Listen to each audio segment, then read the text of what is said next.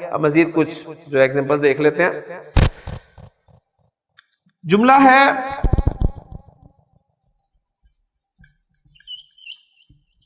اولئک.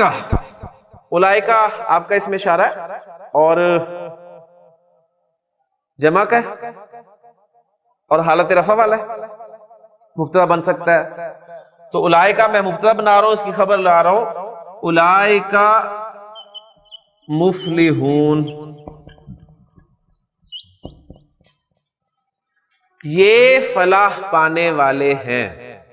اب اولئک کا ترجمہ تو وہ ہوتا ہے, لیکن میں ترجمہ کر رہا ہوں یہ فلاح پانے والے ہیں. تو فلاح کوئی معمولی چیز نہیں ہے, ذہن میں رکھیے گا.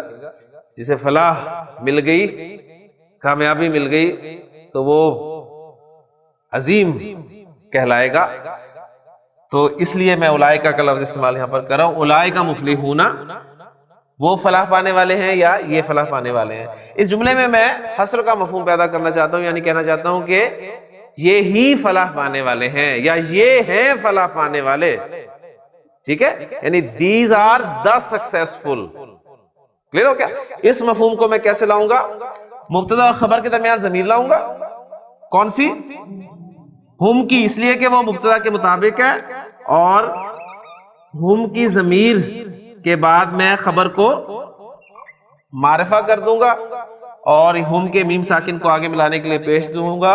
تو یہ جملہ آپ کے سامنے بن جائے گا اولئک ہم المفلحون. تو اللہ تعالیٰ نے متقین کو جس طرح سورۃ البقرہ میں ڈیفائن کیا کہ متقین کون ہیں, الذین یؤمنون بالغیب, ایک صفت ان کی ہے. وَيُقِيمُونَ الصَّلَاةَ, دوسری صفت.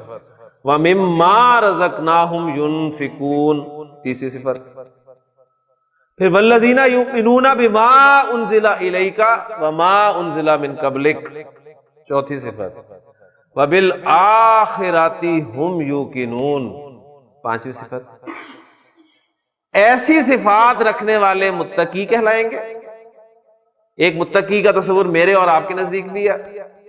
ایک گیٹ اپ ہمارے سامنے آ جاتا ہے, جی فلاں شخص متقی ہے, لیکن اللہ تعالیٰ متقی کسے کہہ رہا ہے؟ جس میں یہ صفات ہوں گی. اور پھر ایسے ہی لوگوں کے بارے میں فرمایا اولئک علی ھدی من ربہم, یہ وہ لوگ ہیں جو اپنے رب کی طرف سے ہدایت پر ہیں. وَأُولَئِكَ هُمُ الْمُفْلِحُونَ, اور یہ ہی کامیاب ہیں. یعنی یہ ہیں کامیاب لوگ. کامیاب لوگ دیکھنے انہیں دیکھو. کلیئر ہو گیا جی؟ اب اس میں جو ایگزامپلز آپ کے سامنے آئی ہیں, بات میں سمجھتا ہوں انشاءاللہ تعالیٰ کلیئر ہو گئی ہوگی. ایک دو ایگزامپلز آپ خود بنائیں. جی میں اگر آپ سے کہوں کہ قرآن حق ہے, اس کی عربی کیا ہوگی؟ قرآن حق ہے. القرآن حق. اب میں کہنا چاہتا ہوں قرآن ہی حق ہے.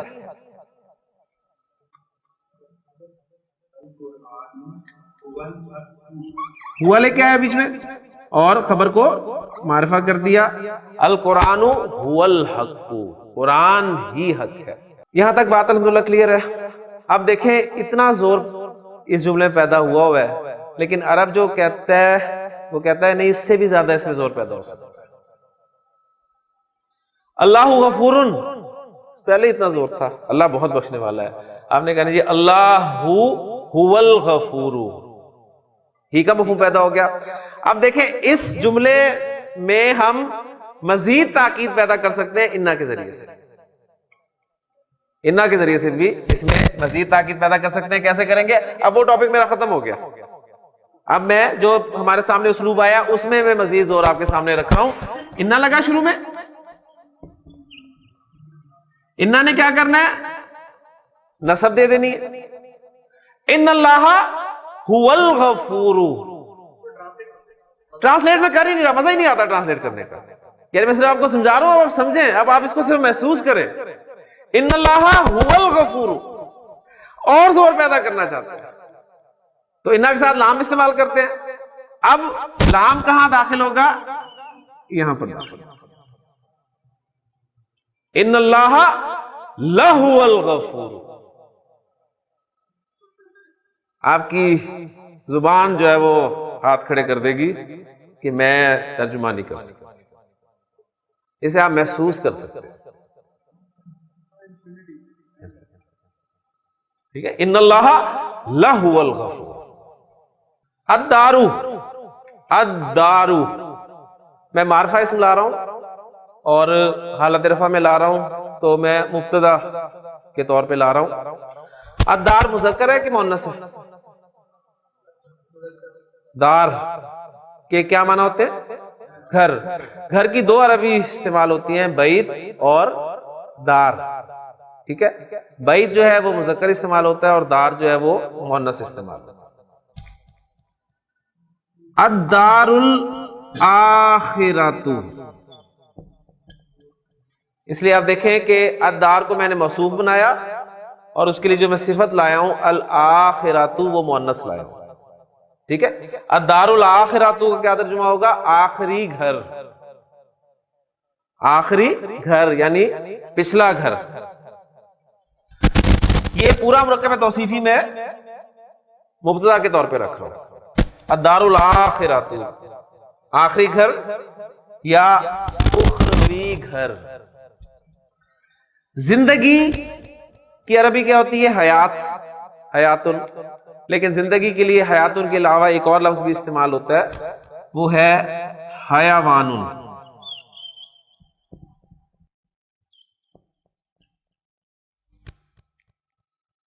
حیوانن یہ بھی زندگی کے معنی میں استعمال ہوتا ہے. یعنی زندگی کے لیے آپ عربی میں جو الفاظ دیکھیں گے اس میں ایک حیات کا لفظ ملے گا، حیاتن، اور دوسرا حیوانن. تو ترجمہ کیا ہوا اس کا جی؟ الدار الاخرۃ حیوانن، اخروی گھر زندگی ہے.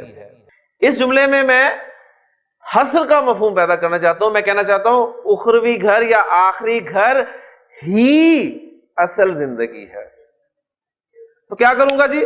مبتدا اور خبر کے درمیان میں ضمیر فصل لاؤں گا اور ضمیر فصل کس کے مطابق ہوگی؟ مبتدا کے مطابق ہوگی. اور مبتدا مرکب توصیفی ہے اور مرکب توصیفی میں اصل حیثیت کس کو حاصل ہوتی ہے؟ موصوف کو.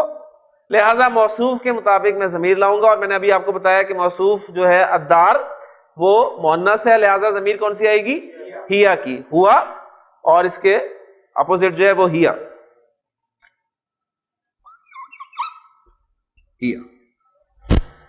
دوسرا کام کیا کرنا ہے؟ خبر کو معرفہ کر دینا ہے، الف لام داخل کر دینا ہے اور یہ بن گیا الحیوان.